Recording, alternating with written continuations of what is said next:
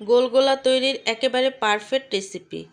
গোলগোলাকে পুরান ঢাকার রেসিপি বললেও এটা আসলে গ্রাম বাংলার চায়ের দোকানের কমন একটা নাস্তা ছিল। 19 দশকে যাদের শৈশব গ্রামে কেটেছে এই গোলগোলা নিয়ে তাদেরকে নতুন কিছু বলার প্রয়োজন পড়বে না। সময়ের সাথে সাথে মানুষের পরিবর্তন হয়েছে রুচিও। এই গোলগোলা এখন অনেকটা বিলুপ্তপ্রায়, তাই দেখে নিন এবং শিখে নিন। এই রেসিপি বাসায় তৈরি করে নানা নানি, দাদা দাদি, বাবা মা এর সামনে হাজির করুন এবং তাদের কাছ থেকে গোলগোলা নিয়ে শৈশবের মজার মজার কাহিনী জানুন। তো আজকে আমি এই রেসিপিটাই তোমাদের সাথে শেয়ার করব। তার জন্য কিন্তু আমি এই গোলগোলার যে ব্যাটারটা সেটা আগে থেকেই মানে তৈরি করে রাখছি। আর এটা তৈরি কিভাবে করে সেটা তো তোমরা জানোই। তো এখন আমি গোলগোলাগুলো ভেজে নিচ্ছি। হাই গাইস, আসসালামু আলাইকুম, welcome back to my channel. কেমন আছো তোমরা সবাই? আশা করি ভালো আছো। আল্লাহর রহমতে আমি অনেক ভালো আছি। তো গাইস, আজকের রেসিপিতে থাকছে গোলগোলার রেসিপি। তো তার জন্য কিন্তু আমি গোলগোলাগুলো ভেজে নিচ্ছি রেডি করে।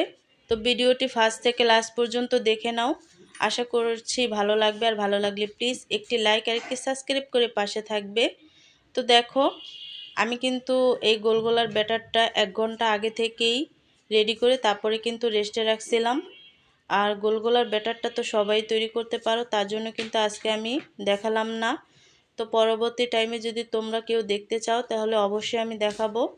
তো তারপরে কিন্তু আমি গোলগোলাগুলো ভেজে নিচ্ছি আর একেবারে লাল করে তারপরে কিন্তু ভেজে নিচ্ছি আর নিজে নিজেই ফুলে উঠছে। তো গোলগোলার রেসিপিটা কিন্তু পারফেক্টভাবে সবাই তৈরি করতে পারো, আবার অনেকেই পারো না।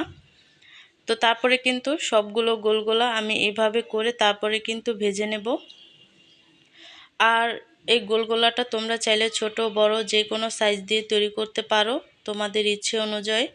তো তারপরে কিন্তু গোলগোলাগুলো দেওয়ার পরে আমি একেবারে লাল করে তারপরে কিন্তু ভেজে নিচ্ছি, দেখো।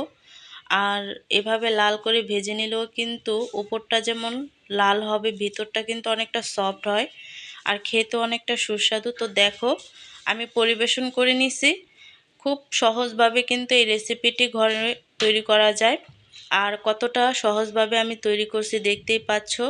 তো ছোট থেকে বড় এই গোলগোলার রেসিপিটা সবাই কিন্তু অনেকটা পছন্দ করে। তো দেখো কতটা সহজভাবে এই রেসিপিটা তৈরি করছি। আর আমি একটু কাছ থেকে দেখাচ্ছি কতটা সফট হয়েছে আর একেবারেই নরম হয়েছে। আর ভিতরটা দেখো কতটা সফট এবং স্পঞ্জি হয়েছে। আর এই গোলগোলাগুলো খেতেও কিন্তু অনেকটা টেস্ট হয়েছে। তো তোমরা বাসায় এভাবে ট্রাই করবে। তো ট্রাই করলে বুঝতে পারবে কতটা লোভনীয় এবং খেতেও অনেকটা টেস্টি হয়েছে। তো আজকের রেসিপিটা কেমন লাগছে অবশ্যই কিন্তু কমেন্টে জানাবে।